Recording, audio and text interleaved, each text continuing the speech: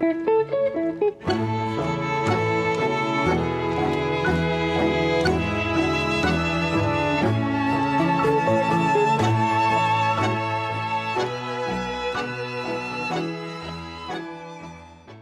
friends. We are on the last leg of the summer journey of 2024, and there is something that's happening at the end of August that I, as well as a few others, are really excited about, and that is, for the first time in the United States and in Los Angeles, we have the honor of hosting none other than Horacio Godoy. Now, if you haven't heard of Horacio Godoy yet, it's only a matter of time. I first started hearing Horacio Godoy mentioned about 10 years ago. Anytime that I would talk to a leader or a dancer who's been around for a long time, and I would ask, who are the teachers that you recommend or that I should know about? And almost every guy that I would talk to would tell me Horacio Godoy. He's the man. And I was really curious about him, and I tried to seek him out when I went to Buenos Aires back in 2015. But even back then, he was already so popular that to go to his classes, you had to endure like so many people. It was so crowded, and he basically taught in Spanish, and my Spanish wasn't that great. So I didn't get to study with him in person back then, but I did get to enjoy his historic La Viruta Milonga that's been going on for 30 years now. So even today, when people go to Buenos Aires, and I ask some of the recent visitors to Buenos Aires, what was your favorite milonga? They all say La Viruta. It's still the hottest, the funnest milonga in the city, and it's the milonga that people go to after they go dancing at a milonga. I still say all roads lead to La Viruta when it comes to dancing in Buenos Aires. Now, when COVID happened, something very strange and mystical occurred, and that is that Horacio Godoy started teaching online. He started giving seminars on musicality, and that's how I connected with him finally, is in the virtual world. I hosted him during the Earth Virtual Milonga years during COVID. He did a few seminars with the groups that I was hosting. And then he was teaching a lot of musicality classes that I and lots of other people got to take. He's still teaching, not as often online because he's traveling a lot. But those seminars really changed my trajectory as a dancer and as a teacher. And I finally learned what makes Horacio Godoy so special as a dancer, as a teacher, as well as an archive of tango knowledge, tango history, tango culture. In honor of Horacio coming to the States and to LA, I decided I would repost my interview with him from 2021, if you can believe it. And it's kind of special because I just realized that it was my 21st episode of the Tango Banter.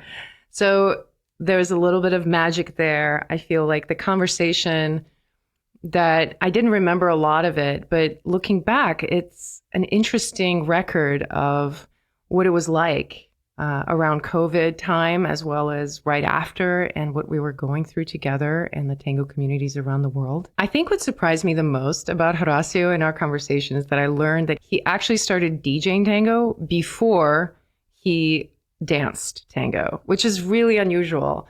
I still don't know if I ever have encountered any other dancer in tango who actually started from DJing first. So he goes into that in our conversation, explains how that happened. I think this interview will give you a good taste of what Horacio is like, his personality, his history with tango, and just who he is as a dancer at his core. I hope it inspires you to check out his workshops and maybe even visit LA at the end of the month. He's going to be here August 28th through September 2nd.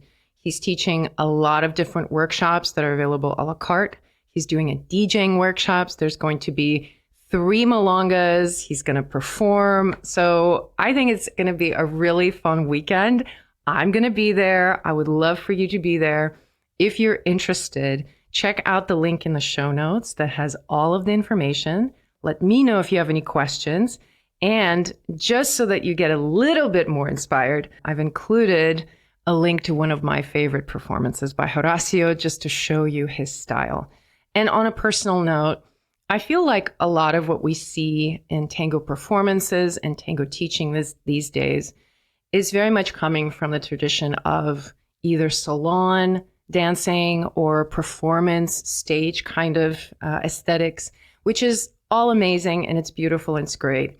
But what Horacio brings to the table is more of that social aspect of tango and showing people who are not coming from musical background, who are not trained dancers, how to play with the music in a way that's fun and accessible, no matter what level you are. So I hope you enjoy this conversation with Horacio, and I hope I get to see you at the end of the month. You actually are my first guest on my podcast. I've been doing this podcast now for a few months. And people have been asking me to invite a guest. And I thought, who better to invite than Horacio Godoy? So you just came back from a lot of traveling, I understand. I saw lots of pictures on Facebook. Where were you? Well, I was in Europe, Germany, France, Italy, even in Turkey, UK. It was really good. I mean, tango starting again to be on the highway. It was very hard. I mean, it was. I think we were one of the worst in the war. I mean, in the tango war, during the pandemic. Mm-hmm. Because it was impossible to work what we want to do or our and now starting again. But of course, everything is changing. Some places closed where they made it tango. Some restaurants closed because they couldn't support that. All of them have to pay for the rent and for the taxis and everything. So in Europe also, it's like restarting again. It's like almost a new tango war in the whole war. Wow. I'm so glad you're saying that right at the beginning, because that's kind of how I feel, that we just had to push this restart button on tango. And I'm curious what your observations have been, how tango is different now versus pre-pandemic. Can you list a few things that are different? One of the main points it's the time. Normally people in Germany, in Argentina, in some countries, people go to the milongas at 1 a.m., 2 a.m. And now after pandemic, people at 2 a.m. it's absolutely sleepy. They want to go home. And it was the same in Germany, in Berlin. It was like, what? At 3 a.m. was nobody to the milonga, and like before pandemic, at 3 a.m. it was the main part of the party. And I think it's not too hard here in Argentina, but anyway, the time changed. We used to close La Viruta at 5:30, 6 a.m. on Fridays. And now we are closing 4:30, 15 past 4. And now the time is different. Of course, we have new people. We lost some soldiers, tango soldiers, during the pandemic. People who continue with another things and not anymore with tango. And we lost a lot of places, venues. Everybody in London, in Berlin, in Istanbul, all of the traditional milongas almost disappear. And there are new, so many places, but really small, tango schools, salsa or something schools.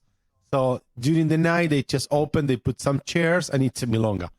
But it's not the venue. It's not the real venue to make milonga. But anyway, is what they have. So there is or studios or nothing. So this is what are they doing right now in Europe?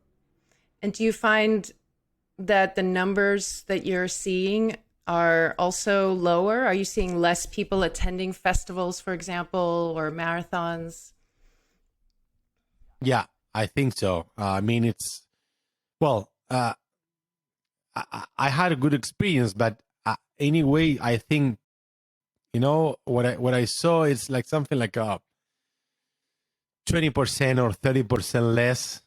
But people told me that it's normally it's worst. It's around 50% or 60 or 70% less than before. So I think it's also because of the war. Between Russia and Ukraine, and I think people it's really worried. There is a lot of inflation in the war.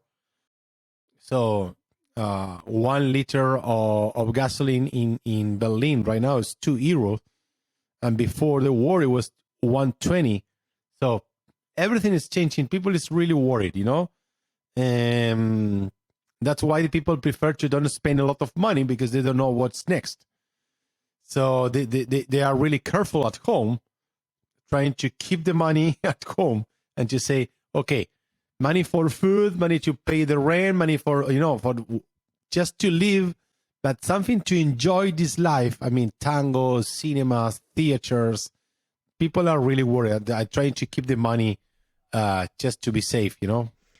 Yeah, that seems to be across the board. The sentiment that I'm hearing here. I'm mostly active on the West Coast of the United States, and that's kind of what we're observing as well. Now, you are running La Viruta, and how long have you been running this Milonga now? When did you start it? I think we started like 25 years ago, 26. I don't have exactly the numbers. I'm really bad for this. But we are in the same place like for the 23 years. And in the same venue. So this is really weird, because nowadays, how did you manage that? Nobody could support. I mean, that's an organizer's dream to be able to have a space for that long. Yeah, we are really happy. But one of the things is to have another works, in order to don't depend 100%, economical weight of La Viruta. So my support is not only La Viruta. So if the business is not running well, I don't care, because I have another jobs. My wife's another job, so we have no problem about this.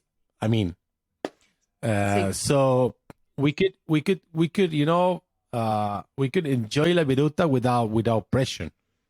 So if we don't get money, okay, of course, it's not comfortable, it's not so nice, but anyway, we could not say, okay, let's close the doors and let's do something different, because it's more passion, it's more something between the art and something what you really love in your life. So that's why some years ago, like 20 years ago, I said, okay, maybe the business of Milongas will be not so good in the future. So I need to put not all my cars here. So I need to put another cars in another business in order to continue with La Viruta and to really enjoy the place more than the business. I see. That was a very smart foresight on your part. And are you there pretty much every night? No. I'm used to be 5 or 6 nights a week. But not anymore. Is this post-COVID, Horacio? No. I'm actually, before COVID, it was only 4, and now I'm going only 3. I see. Per week. But I'm used to be normally more than 12 hours. So when I go normally at 6 p.m. and I leave at 6 a.m. This is normally. So normally I be into the place like 12 or 14 hours every day. So it's like 1 day and a half working. Wow. And I mean, the way you're describing it, it sounds like you really enjoy it. So it's not like you have to be there that many hours. So this has been your passion for all of your life. How did you get to be who you are today with this passion for tango? No, I mean, milonga, it's my life, so it's When was your first part of my milonga? body. What was your first milonga experience? Yeah, well, when I played in music, when I was DJ, I'm starting 28th of June of 1991. So we are really close. In 1 week, it's gonna be 31 years. Wow. So I was in the milonga. I was saying, "Oh, this is fantastic." I said to myself, but it was not young people. It was only old people. When I started, people more than 65 years old, 70 years old, 80 years old, but they were true, because they really, I mean, at the beginning of the 90s, if you are like 80 years old, because you really live the 40s and the 50s in the tango, the real milongas, the real experience with D'Arienzo, with Pugliese. So it's like I grew up into the real people who really lives the tango in the 40s and in the 50s. So for me, that was unbelievable because it was honest, it was real. Not people who talk about tango. This is tango. No, this is not people who said this is tango. They were the tango. They were part of the tango, because they was born in 1920 or 1910. So that's why I really spend my time with people who really lives the tango in the 40s and the 50s. So that was magic for me. Wow. So this was your first time DJing, you said? This was 91. DJ tango, yes. Wow, that was 91. So now you've been DJing all these years. And what is your observation now compared to what you observed back then in terms of what you see being danced? Well, the world is changing. Always the world is changing, Nothing is the same, maybe politicals only.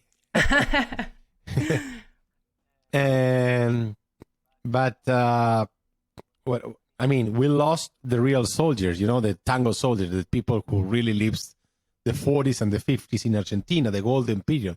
So they are not anymore. Maybe we have, I don't know, no more than 10 in Argentina now. Wow. And we have thousands 30 years ago, thousand and thousand. And now we have, I don't know, Chino Perico, Eduardito, Nelly. I mean, we could say the names, and before you finish your hand, it's already that what we really have right now nowadays. But the new people, I really respect the new people because there are a lot of people who respect the tango, who put the tango in the place where it has to be. I mean, art, not only business and not only ego.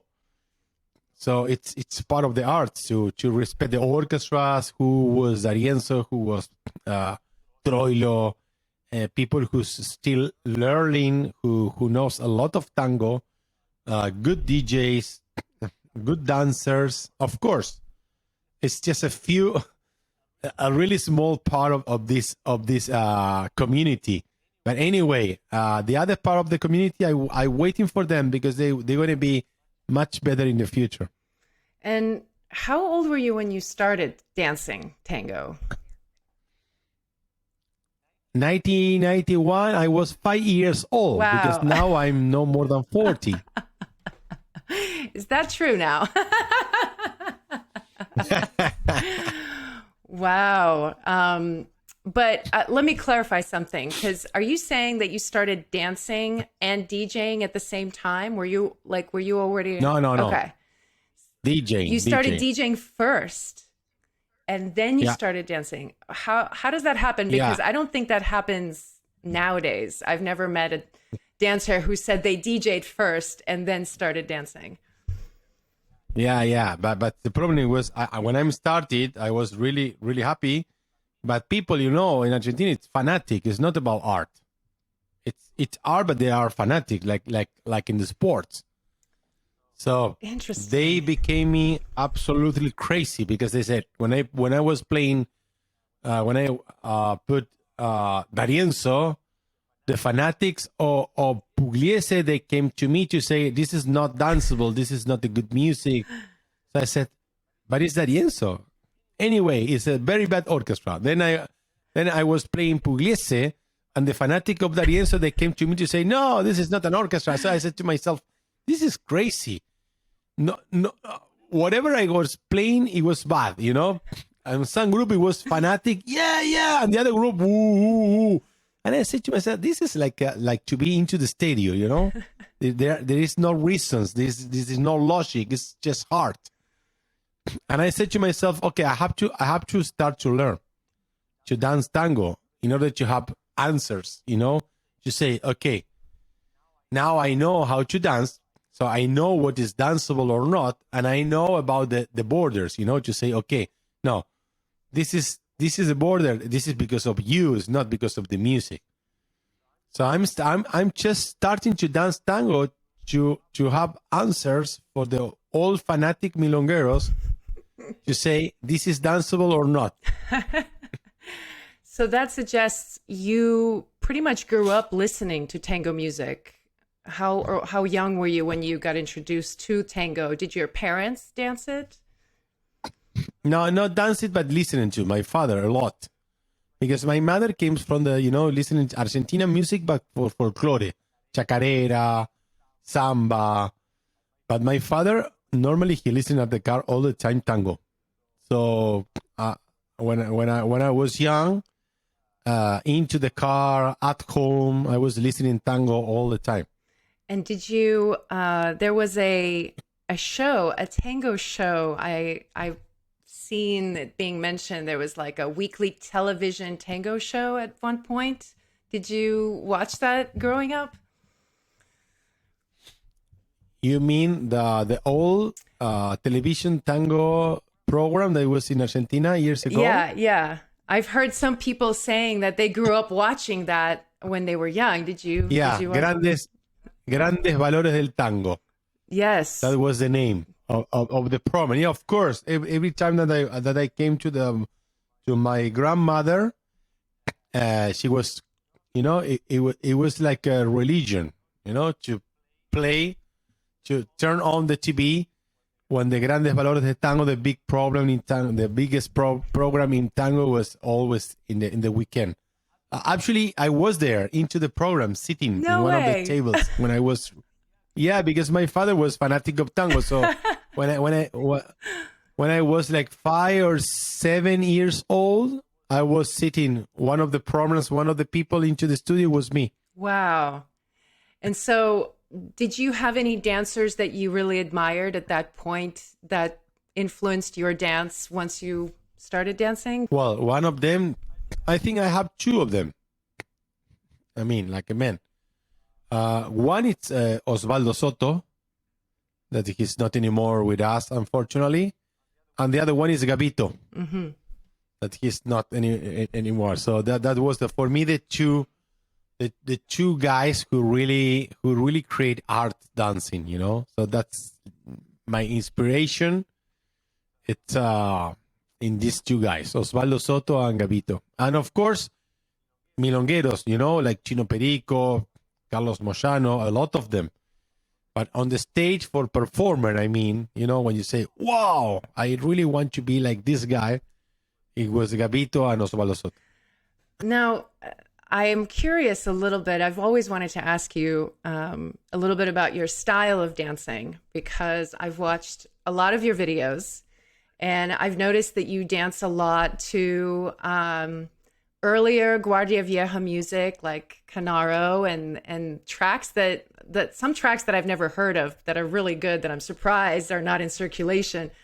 So is this correct that you like dancing to Guardia Vieja? I know you dance to more contemporary tracks too, but I'm curious what your preference is and how you make that. Well, I love Guardia Vieja.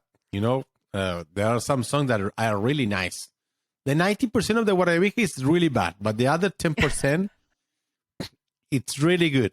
So I'm trying to dance something that I really feel when I'm dancing first. And then nobody nowadays is dancing Guardia Vieja, in the performer. So for me, it's really nice to show the people that there is some music. It is simple, that everybody could dance. And it's so fun and so nice, And people dance normally in the social world, but nobody dance in the performer.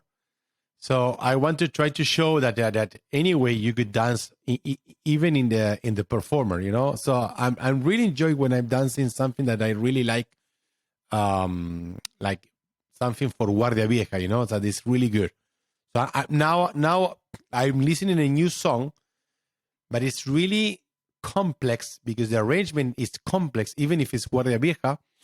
So I want to dance a new song for the next performers in October in Europe, but I have to listen at least no less than 200 or 300 times, and I have to dance. And I have to dance the song at least, I don't know, 50 times to recognize what happens in that song, and then to do an improvisation. But you are into the orchestra. You know what it means, the song. Otherwise, it's difficult. Some songs are simple, but this one of Guardia Vieja, it's really, really nice. But it's changing all the time. Do you improvise every performance, or do you ever choreograph? I have not choreographed. No, it's improvisation. Yeah, 100%. But I have problems to remember the choreography. I cannot. I'm glad I'm not the only one. So one of my problems first is to remember the choreography, and the other one, to really. One choreography when I was dancing in the big shows in Argentina, in the world, I was dancing in Tanguera, in Forever Tango, in Chantecler, in the last show of Tango Argentino. One of my biggest problems is to remember the choreography. It was like wow.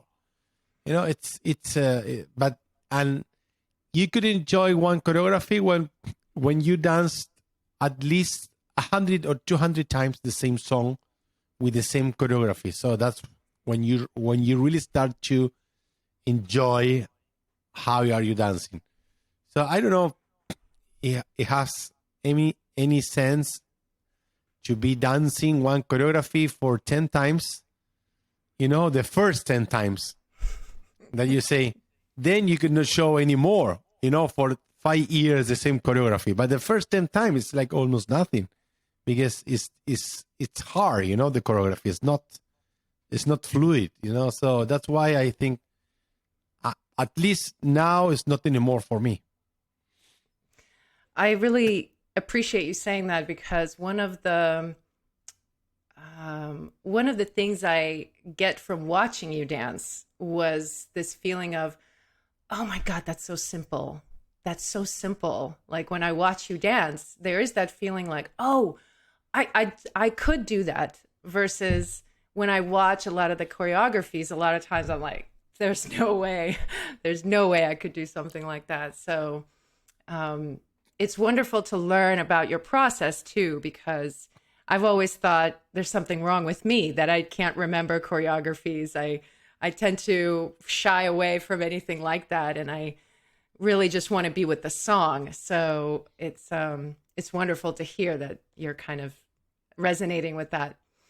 I wanted to talk a little bit before we finish about your music project that you started during COVID, because it's such a tremendous innovation to bring back this idea that tango music is something that's changing and evolving, and we have new music coming in. So would you talk a little bit about how it even started? Well, first, I create a system to learn tango musicality, for people who's not musician like me, and to try to translate, the language of the musicians for the dancers or for the normal people, And then when I did it, I'm really happy about that, because people now could talk about musicality, even if they are not musicians. And what is really good that we create new tangos, and you know it about this. We create new tangos. So with the workshop of Musicality 4,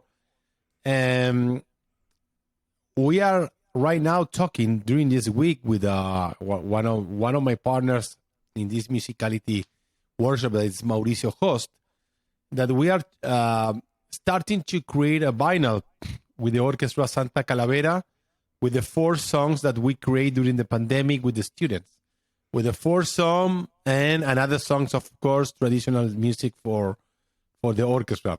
So we are going, if everything is okay, in August to the studio, and we will try to have the disc at the end of September.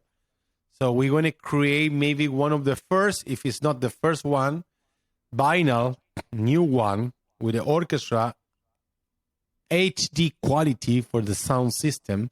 So if you have a good vinyl at home, like this one, you could hear the music like the orchestra at home, because the vinyl is 40 times much better than the CD. And it's like more than 200 times much better than the music that you have in your computer. So it's like to have your orchestra at home. So this is our next stop, one of them. And the other one is I will try to be starting even in August. One idea for the theater with the story of Osvaldo Pugliese. So I'm trying to create 3 stories. One is Pugliese, the other one is D'Arienzo, the other one is Troilo. And 1 hour in the theater. So I'm talking with the director, I'm talking with an actors. So I'm working hard with tango, not only dancing, not only milonga. So I have some project in my mind, so I want to really put in my hands, and I want to do something more, something more artistic, not only to go to the dance floor and dance. And, I need something more always in my life. And this is going to be a dancing tango show, or more like an orchestra performance, or both? No, the show, it's about the Pugliese story. It's more theater. Gotcha. Than dancing, and there's not orchestra. There's only one musician. It's the story of Pugliese with part of his story, recordings. But I mean, I'm taking this really seriously. I need the director. I need some people who knows about how, I don't know in English how to say, to the lights on the stage. Mm-hmm. The sound system. And I mean, I want to work with a team, with a professional team. It's not okay. I want to make something. I go to the theater and it's just improvisation for 1 hour. No, I want to have a real I don't know how to say, project. With professionals around me, working all together in order to really respect. What are we doing with Pugliese, with Troilo, and with D'Arienzo? But the first one is Pugliese, because I have almost already in my mind what I really wanted to do with Pugliese. And so if we are lucky, maybe next year, you're going to be ready. That's amazing. Now, this current project that you said you started it during COVID, right? This project of recording original tracks. Is that something that you just came up with one morning, or had you been planning on doing this for a while? How did that come about? Well, first, it coming from the student, because they really could do it something really good. They really create good music, And then I was thinking, okay, but this is so bad, and the music in the computer, you cannot feel like an orchestra, I mean, every Friday we have orchestras alive at La Viruta.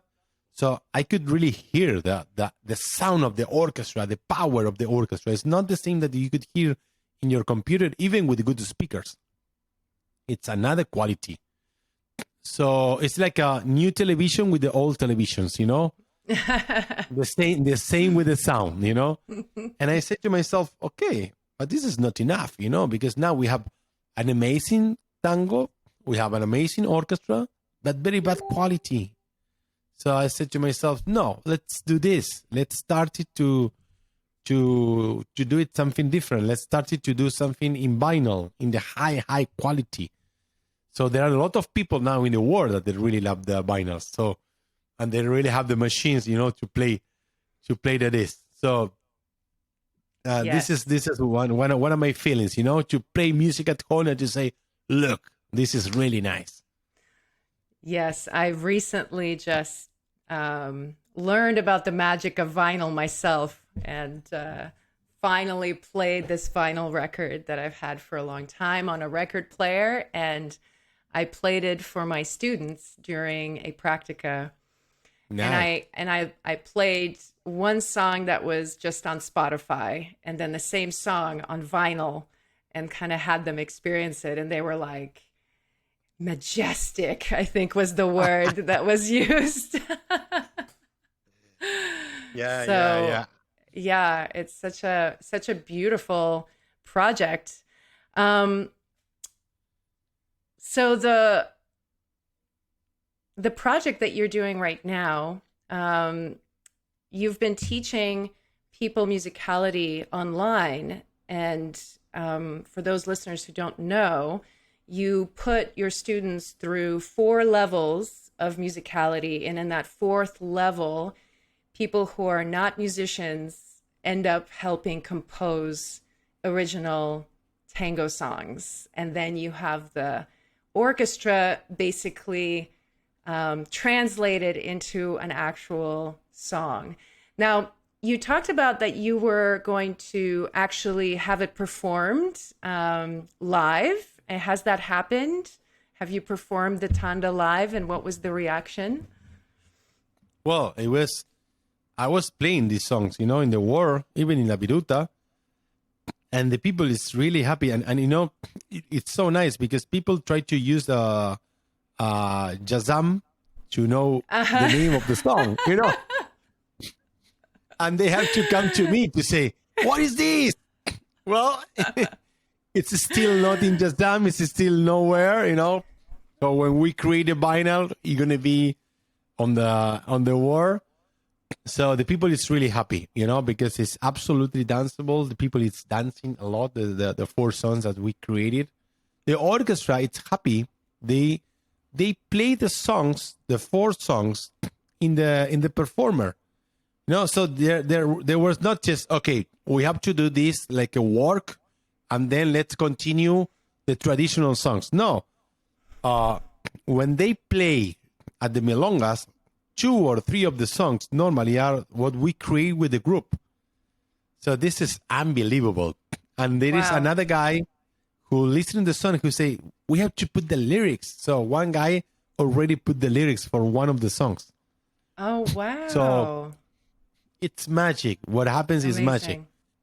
And when the vinyl will be ready, I am thinking about to create a presentation in Europe first, and maybe in 2 years or 3 years in United States. So I want to present the vinyl and the whole story with a photo for all of the students who were working in the in I'll be on there. Yay! You said something in class one time that really sparked my imagination. And you said that as dancers, we are about 15 years behind the music. And you were talking about how we are just now learning how to dance to some of the music that was recorded, a few decades ago. And I'm curious what do you think about the Tanda that you've just created? Do you think it will take that long for us to be able to interpret the music, or is it instant gratification? Can we just figure it out now? No. What I mean is that when the music is changing something like for example, Fresedo in the 20s, Julio De Caro in 1924, D'Arienzo in 1935, Troilo in 1942, Piazzolla and Francini Pontier and Pugliese in 1947, Horacio Salgani in 1950, Piazzolla in 1951, 1952. So all of the biggest change in the tango story we need at least 15 years to really understand what it means, you know. In this case, it's traditional music. So we don't need to waste 15 years to really understand, because okay, we good are news. we are not changing anything, you know. It's and this is one of the ideas, you know, to don't try to be the more smart people in the world. We try to do something simple, you know, for the normal people. For the dancers, the dancers who are not professional dancers and not musicians, but who appreciate that. You know, in Argentina, it's normal for some people who say music for the people or music for musicians. So it's a normal rule, you know. It's okay, no, but this guy play for musicians, not for the people, and this guy play for the people. He's not, you know, trying to say, oh, what are you going to say to me if I play something so square, so simple? But life is simple, and sometimes the life is square, and you know, life is everything, and it's also simple. For the musician, in that 3 minutes, they try to change the world. They try to be the more smart, the more, you know, intelligent, the more.